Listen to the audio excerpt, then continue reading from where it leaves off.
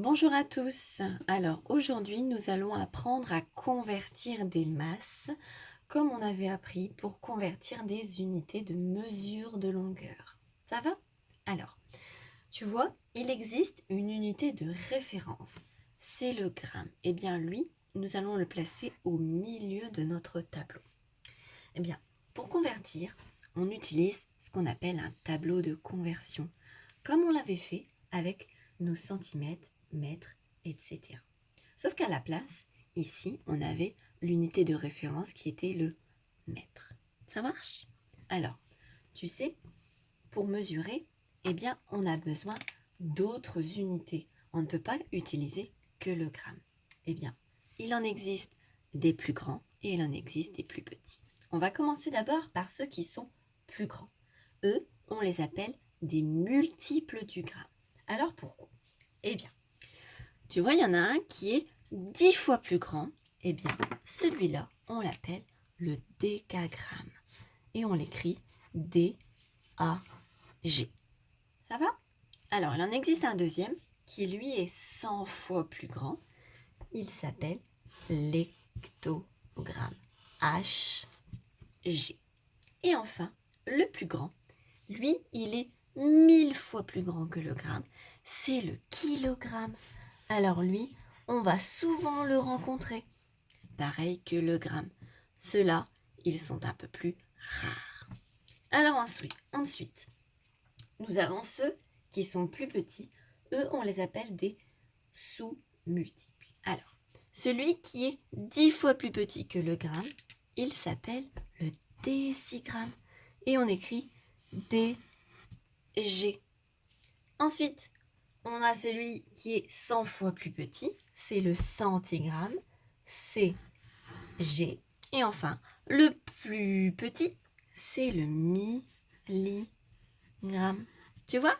Alors, ce qu'on va retrouver le plus souvent, c'est le kilogramme, le gramme et le milligramme.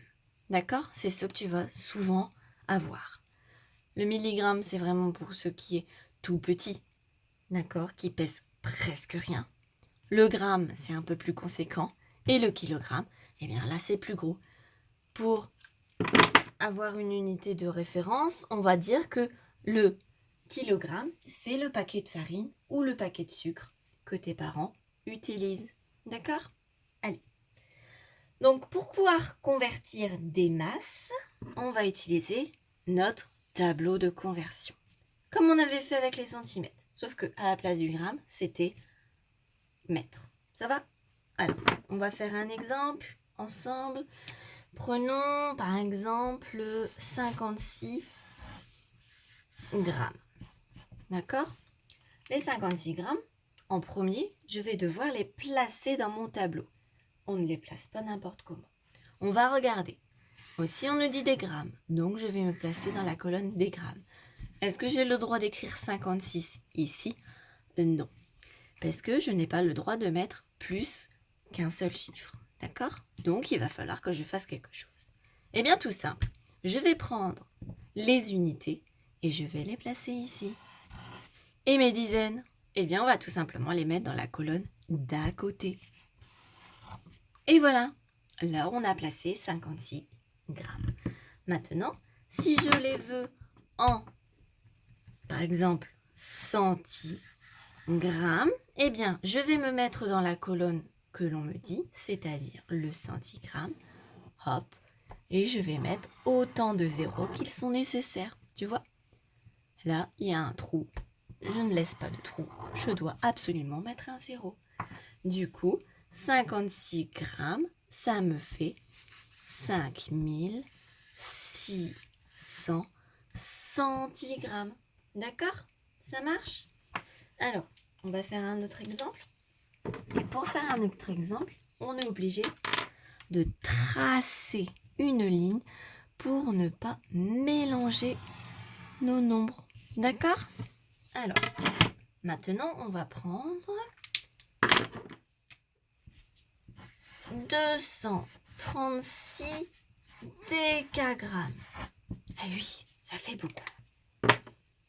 Alors, je reprends. J'ai des décagrammes, je vais me placer dans la colonne des décagrammes. et je vais mettre mon unité. Allez, on y va. 6 des unités, 3 des dizaines et le 2 des centaines. Et là, j'ai placé 236 décagrammes. D'accord? Quand je lis dans un tableau, je dois toujours lire le nombre et remonter pour savoir l'unité. Ça marche? Et ça, on va le convertir en cours. Eh bien, allons-y. On va le convertir en milligrammes.